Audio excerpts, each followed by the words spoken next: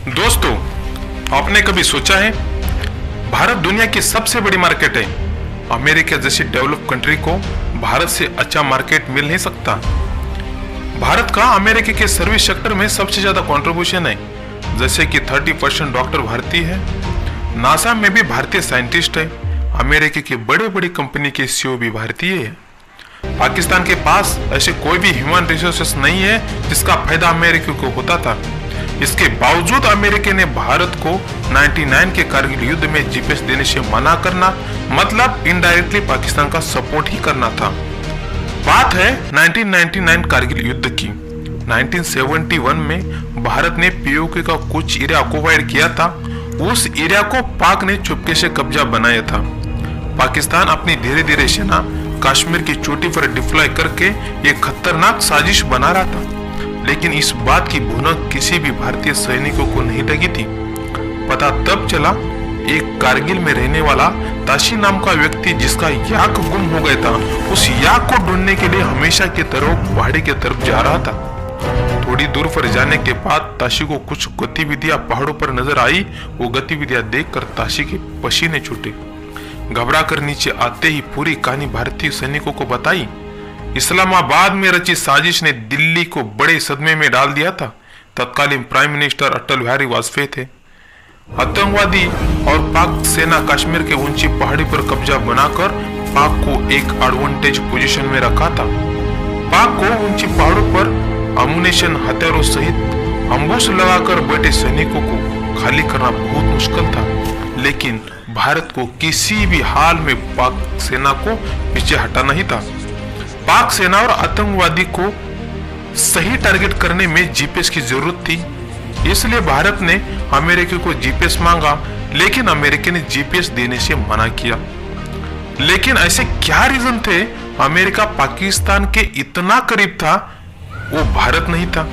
इस बात की इन डिटेल में चर्चा करने के लिए भारत, पाक, रशिया, अमेरिका की रिलेशनशिप हिस्ट्री जानना बहुत जरूरी है। हाँ, उससे पहले एक रिक्वेस्ट है कि चैनल को लाइक और सब्सक्राइब करो प्लीज। अमेरिका भी कभी गरीब और गुलामी का शिकार हुआ था। अमेरिका ने आजादी के लिए कई युद्ध लड़े। साल 1492 कोलंबस ने अमेरिका की खोज की थी। तब से यूरोपियन देशों में यहाँ अपना कब्जा बनाने के लिए होड़ लग गई थी। अंत में इंग्लैंड ने अमेरिका को गुलाम बनाया और बुरी तरीके से शोषण किया। करीब 250 साल के बाद अमेरिका को आजादी मिली है।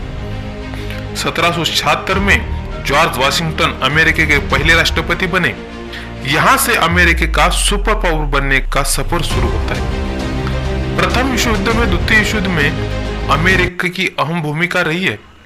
कोई भी युद्ध अमेरिका की भूमि पर नहीं लड़े, ना कोई भी युद्ध में अमेरिका डायरेक्टली इन्वॉल्व हुआ है, इसलिए अमेरिका को नुकसान नहीं हुआ।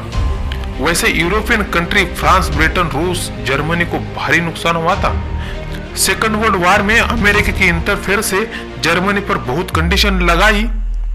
इसके बाद जर्मनी ने स्पेस प्रोग्राम और टेक्नोलॉजी अमेरिका को सौंप दिया। उस टेक्नोलॉजी को सही उपयोग करके चांद पर सबसे पहले पहुंचकर बता दिया कि असल में वही सुपर पावर है। यूरोपियन कंट्री को भारी नुकसान के वजह से इन्फ्लेशन हाई पर पहुंचा था, इसलिए उन्होंने स्टेबल इकोनॉमी की जरूरत थी। स्टेबल इकोनॉमी के लिए अमेरिका के डॉलर हार्ड करेंसी में इन्वेस्ट किया। इसके वजह से अमेरिका को डेवलपमेंट को एक बड़ा बूस्ट मिल गया।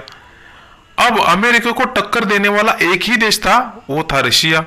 रशिया एक साम्यवादी कंट्री है और अमेरिका भांडवलवादी है। दोनों को विचार परस्पर विरोधी है। सेकेंड वर्ल्ड वॉर के बाद अमेरिका और रशिया में विरोध होने लगे। कम्युनिस्ट विचारधारा वाले देशों में रशिया सबसे ताकतवर बन के उभरा। रशिया की इकोनॉमी क्लोज्ड इकोनॉमी थी, किसी के साथ शेयर नहीं किया था। शुरू के दिनों में रशिया को फायदा हुआ, लेकिन किसी के साथ टेक्नोलॉजी का ना शेयर करने के वजह से टेक्नोलॉजी में डेवलपमेंट नहीं हुआ। अमेरिका सेकेंड वर्ल्ड वॉर के बाद शुरू में ऑयल शॉक, इन्फ्लेशन जैसे बहुत संकट से अमेरिका को नुकसान हुआ था, लेकिन अमेरिका को कैपिटलिस्ट पर भरोसा था। यही अमेरिका का एक समय था। गरीब और गुलामी से पीड़ित अमेरिका कैपिटलिस्ट के दम पर यहाँ तक पहुंचा था। असल में दोनों देशों की लड़ाई सिर्फ विचारधाराओं की ही थी, कैपिटलिज्म वर्सेस कम्युनिज्म। क्या है कैपिटलिस्ट और क्या है कम्युनिज्म, देखते हैं। कैपिटलिस्ट वो होता है पूरा देश ओपन, मार्केट प्राइवेट के लिए खुला रहता है, गवर्नमेंट का कोई भी हस्तक्षेप नहीं होता, गवर्नमेंट ओनली टैक्स कलेक्शन करके आगे की रणनीति बनाती है। इसमें खास बात यह है कि हर कोई कैपिटलिस्ट प्रॉफिट कमाने के लिए नई टेक्नोलॉजी की खोज करता है और अपना प्रोडक्ट कम कीमत पर बेचकर मार्केट में स्पर्धक के रूप में रहता है। साम्यवाद इससे उल्टा है। साम्यवाद गवर्नमेंट का सीधा हस्तक्षेप रहता है, कितना प्रोडक्ट की क्वांटिटी बनाना है, कितने दाम पर बेचना है, ये सब गवर्नमेंट तय करती है। खास बात यह है कि जनता की जरूरत के मुताबिक ही किया जाता है। इन दोनों देशों में उनका ही सिस्टम बेहतर है और हर जगह लागू करने की फिराक में थे। इसके वजह से दोनों देशों में काफी तनाव बढ़ा। अब पूरी दुनिया दो विचारधाराओं में बट गई थी। दोनों देशों के कहने का असर दूसरे देशों को पड़ रहा था। दोनों देश अपने तरीके से दूसरे देशों को चलाने की सोच रहे थे। उनके बीच के तनाव को कोल्ड वार कहते। कोल्ड वार इसलिए कहते हैं कि तनाव काफी ज्यादा होने के बावजूद भी युद्ध नहीं हुआ, बल्कि विरोधी देश सिर्फ टेक्नोलॉजी और इकोनॉमी के लिए एक दूसरे को पिछाड़ने में लगे थे। दोनों देशों में स्पेस सैटेलाइट भेजने की होड़ लग गई थी, परमाणु हथियारों की भी। इन दोनों देशों में लड़ाई इसलिए नहीं हुई कि दोनों ही परमाणु शक्ति से लैस थे, लेकिन इन्होंने बंदूक हमेशा गरीब देशों के कंधों पर ही चलाई है। रूस ने अफगानिस्तान पर कब्जा बनाया था, तब अमेरिका ने रशिया को टक्कर देने के लिए पाकिस्तान को चुना। आर्मी बेस स्थापित करके तालिबान संगठन जैसे खड़ा कर दिया और फंडिंग करके संगठन हमेशा ही एक्टिव रखा। इसलिए रशिया की आखिर अफगानिस्तान में हार हो गई। रशिया को पीछे करने में अमेरिका के साथ देने वाला पाक का अहम रोल था। इसलिए पाक इतना अमेरिका के करीब था, वो चाहकर भी जीपीएस भारत को नहीं दे सकता। दूसरी तरफ भारत पाक रिश्ते हमेशा ही विरोधी रहे हैं, इसलिए पाक को अमेरिका का सपोर्ट है, इसलिए रशिया का ही हमेशा सपोर्ट ही भारत को ही रहा है। इसलिए 99 के कारगिल युद्ध में अमेरिका ने जीपीएस नहीं दिया। लेकिन आज की बात अलग है। भारत ने अपना रिलेशनशिप ट्रैक चेंज करके अमेरिका की तरफ क्यों किया, यह सुनना बहुत जरूरी है। इसका कारण यह है कि चीन हमेशा विस्तारवादी छवि रही है। चीन और रशिया के संबंध भी अच्छे हैं, इसलिए रशिया इनमें कमी इंटरफेयर करेगा।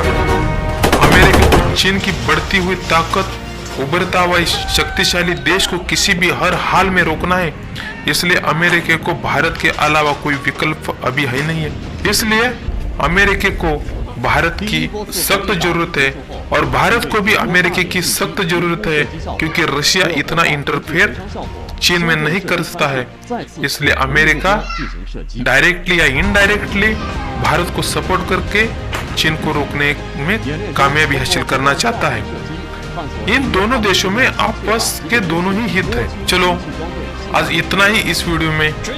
आगे में चर्चा करेंगे तालिबान संगठन कैसे खड़ा हुआ था और इसका किसको फायदा हो सकता है, आने वाले दिनों में भारत के साथ कैसे संबंध हो सकते हैं। बस इस वीडियो में इतना ही। लाइक और सब्सक्राइब करो प्लीज। धन्यवाद।